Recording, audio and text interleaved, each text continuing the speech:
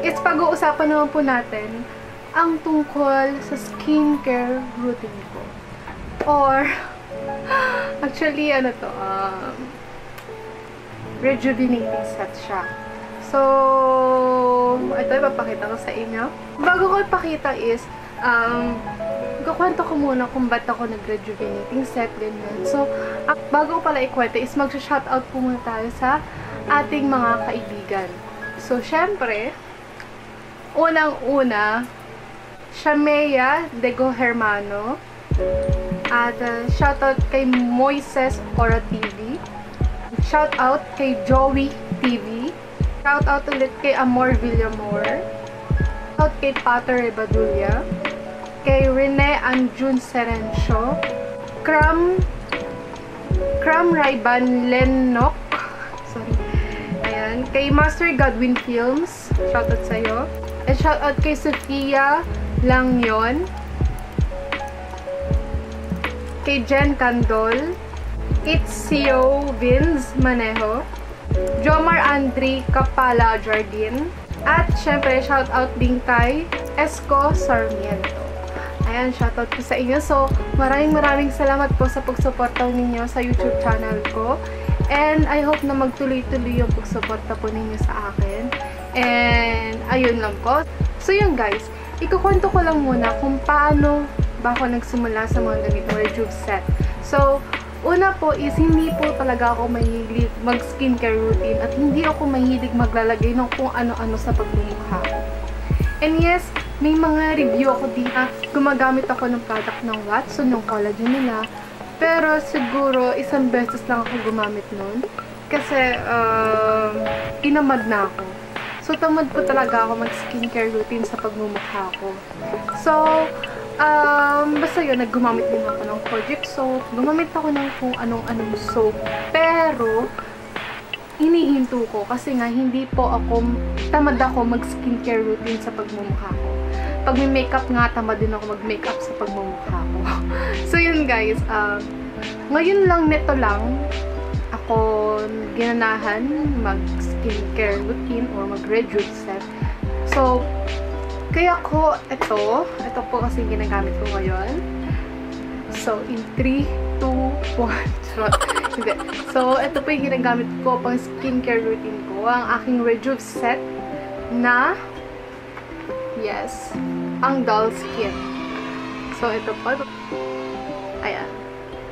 Dull Skin po. So, set po siya. Ayan. So, nalaman ko to nang dahil sa asawa ng pinsan ko. Asawa ni Kuya. Shoutout sa'yo, Ate Grace. So, ayan. Kay Ate Grace ko to nalaman. Kasi, syempre, tinanong niya rin ako kung gusto ko ba gumamit neto. And nakikita ko rin naman kasi sa mga pinoposto sa Facebook na, alam mo yun, may mga taong marami silang acne, may mga tiga-tigawat, ganyan. So, nangyari is gumanda yung pagmumukha nila. Ako kasi, hindi naman po ako actually tigawatin. Ayan. Hindi po ako tigawatin na tao. So, siguro magtitigawat ako isa-isa ganun. May mga an-an po talaga ako. Nagka-an-an ako kasi may mga ginamit akong product na hindi naman naging okay sa akin. Nagkaroon ako ng an-an sa pagmumukha ko. So, ayun lang meron ako. So, after ayun na nga, binentahan ako nito ni Ate Grace. So, sabi ko, sige, tataray ko to, yung kanyang rejuve set na Dull Skin. So, i-open na natin kung ano ba yung mga nasa loob niya, ganun. Ayan. So, ito po yung mga nakalagay sa loob, o yung mga nakasama sa kanya. So, ito po. Siyempre, unang-una isa, syempre, ang kanya soap. Ang kanyang premium Koji soap. So, collagen pala yun. Koji collagen. Ayan, soap. So, Dull Skin. So, sorry, hindi po pala to sponsored. Itong video ay hindi po sponsored, okay? So, sinishare ko lang to kasi naging okay yung nangyari sa pagmumukha ko nung ginamit ko to. So, gusto ko lang siya i-review, okay? Gusto ko lang siya i-review. So, ayun. Ito po yung kanyang, ang doll skin. So, hinati ko na to. Ayan. So, kalahati na lang yung nasa loob. Ayan. Kalahati na lang yung nasa loob. So, yung isa, ginamit ko pang ligo, isa pang sa mukha. Ito sa pang mukha. Yun. Yung ito, ang kanyang Revitalize Tone. Ito po ang kanyang toner. Itsura ng kanyang toner. Ayan po. Ayan. So, next is ito ang kanyang Revitalize Night Cream. So, alam niyo naman yan sa mga gumagamit dyan. Ayan. Night Cream. Ang kanyang night cream. So, ang night cream po, maputi, diba? Maputi yung kanyang cream. Pero kasi may iba daw kasi nagiging ganito. Nagiging brownish yung kanyang cream. So, yung ganito po kasi, kaya nagba-brownish siya. Kasi, nandahal nga po sa init ng panahon. So, kaya siya nagba-brown. Pero hindi na daw po nakaka-affect yung kanyang trabaho sa mukha natin. So, kung gusto nyo i-medyo i-light to, ilagay nyo na lang daw siya or i-store mo na lang sa inyong mga ano to? Ref. Ganun. So, next is yung kanyang ito po ang kanyang sun care. Ayan. So, meron po siyang SPF 30. SPF 30 po siya. So, ayan. Instant glossy white skin matte finish. So, matte to. So, hindi siya magmumukhang moist sa mukha mo. Ganun. Ganun. Ayan. Sorry, medyo mailaw na. Para naman tayo. So, ito po ang kanyang sun care. Ayan. Galabas ka, ito yung gagamitin mo syempre, di ba?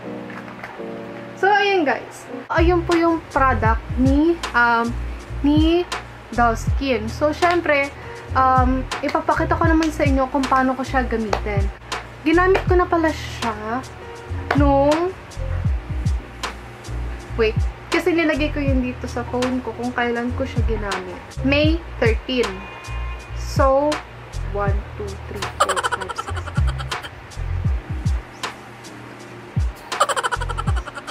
6. So, 3 weeks ko na pala siyang ginagamit, yung etong Doll Skin. So, in 3 weeks is, yes, ito na po yung nangyari sa mukha ko. So, kung mapanoorin po yung ibang video ko is, medyo brown-brown pa ang pagmumukha. Kasi yung sa akin ngayong mukha ko, hindi po ako nag-pulbos o hindi po ako nag-blush on. Nag-lip tint lang ako ngayon at nagkilay lang po ako. So, yun po yung totoo. Eh, kung gusto niyo po talaga makikita na hindi talaga ako nag-pulbos, is maghihilamos po ako. So, itatry na natin siya ngayon. So, totally gabi na. So, naligo na rin naman din ako. So, ilalagay na natin to at ang ating night cream. Ayun, so let's try na natin. So, magbabalik ako. So, ayan guys, naghihilamos na po ako. So, ito po yung pagmumukha ko, naghihilamos ako. So, ang gagawin nyo lang po is yung, so guys, may sasabihin lang po ako na etong eye bags ko is wala na po talagang pag-asa yan. Kasi, nasa pamilya na po namin yung malalaki yung eye bags. So, parang wala na siguro siyang pag-asa na mawala. So, siguro yung magagawin na lang sa akin itong rejuvenating set is yung papagagandahin na lang niya yung skin ko dito. So, yung sa eye bags, feel ko wala ng pag-asa to kasi nasa lahi na namin to. Parang nasa family genes na namin to. Na ganito talaga yung eye bags namin na hindi nawawala dahil. So, ayun, ito naghilamos na po ako. Ayan.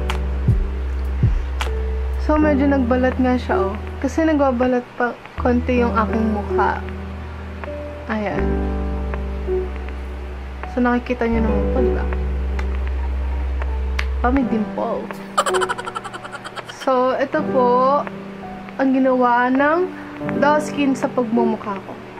So, pinumula niya yung mukha ko. And, yung mga pores ko, hindi na siya ganun nakikita. So, ayan. So, nakikita niyo naman, diba? Ayan. So, next is, kasi hindi siya makapantay talaga dito sa aking leeg. Kaya, ginagawa ko, hinahabol ko siya. Nagsasabon ako ng kanyang sabon din.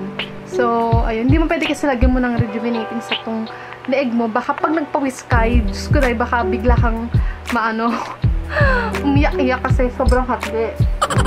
So, pag naghilamos lang po kayo, hindi na po ako nag-video na naghilamos ako. Bubulain nyo lang po yung sabon sa kamay mo muna. Pagkatapos ng pabulain po sa kamay mo yun, kasi kakuntiin mo siyang ganon-ganonin sa face mo. Hindi po ganon. So, as in, that pa-upward, ganon po. Tapos, pag first timer ka, wag mong tagalan sa pagmumukha mo. Kasi baka sobrang hapdi niya sa pagmumukha mo. At mas lalo na kapag mabit ng 3 days na ikaw gumagamit, sobrang hapdi ng dye. So, dapat kasi baka biglang masunog yung iyong pagmumukha at mamula yan. Alam mo yun? So, yun. Dapat tandaan lang, konti-konti lang. And, ayun po. So, naghilamos na ako. Ayan. So, ito po yung nangyari sa akin pagmumukha. Ayan. So, hindi po talaga ako ng pulbos or something kanina. Nag-lip tint lang talaga ako. And, ayun. So, simulan na natin. Kailangan mo syempre ng bulak. And, napakita ko lang kung actually guys, bago ako maglagay ng toner talaga, naglalagay ako ng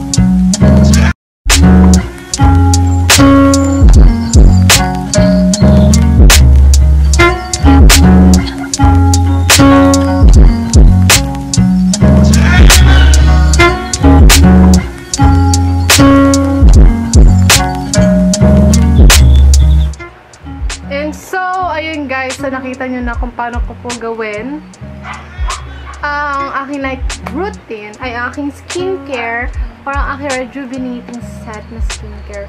So, ayun guys, I hope na magustuhan po ninyo ito. 300 pesos po siya. And bumili na po kayo nitong Doll Skin kasi maganda po talaga siya. And marami na po kasing nag-review din na itong Doll Skin na to na naging effective po talaga sa kanila. Try nyo na to guys, kasi sa mga mas lalo na sa mga merong tigyawat, ayun, para po, gusto ko lang sana i-try nyo na to. Kasi marami po akong nakita na nag-review na may marami po silang tigyawat sa mukha or maraming acne, or katulad ko na may merong an-an. So, i-try nyo na po ito kasi maganda po talaga tong product na to. Kasi ako na-try ko na po, nawala po yung acne ko sa mukha. And, ayun po. So, mura na lang din po ito. And, pag nagbalat siya, magtiis lang po kayo. Please, hintayin nyo lang po siya mawala yung pagbabalat niya. Kasi, promise po, maganda po ang kalalabasan po ninyo sa pagmumukha nyo yun. And, ayun guys, so try nyo na pong bumili nitong Doll Skin. Kasi, wala na po masama sa mag-try. Pero kasi sa akin, yung skin ko po kasi, yung balat ko sa mukha is masyado ding maarte. Kaya hindi rin po ako pala gamit talaga ng ganito. So, nung ginamit ko to, naging okay naman po ang naging output ng product na to sa pagmumukha ko. So, i-try nyo na po siya. And, hindi po ito sales talk. Hindi, kasi nakikita nyo naman po ngayon na naging okay po sa mukha ko tong product na to. So, gusto ko lang po sana makatulong din sa inyo sa mas lalo na sa mga may acne, sa mga may tigyawat, sa mga merong mga an-an. So, gusto ko lang po makatulong sa inyo na i-try niyo po ito. Wala po halong biro. So, basta huwag niyo nakakalimutang mag-yelo minsan kasi kailangan po natin sa balat nyo mag-yelo ka.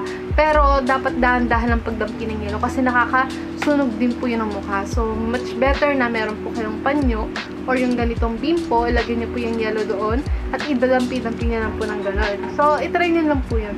So, yan guys. I hope na nagustuhan po ninyo tong product review ko ng Doll Skin and sana po yung natutunan kayo at sana yung nakatulong po ako sa inyo.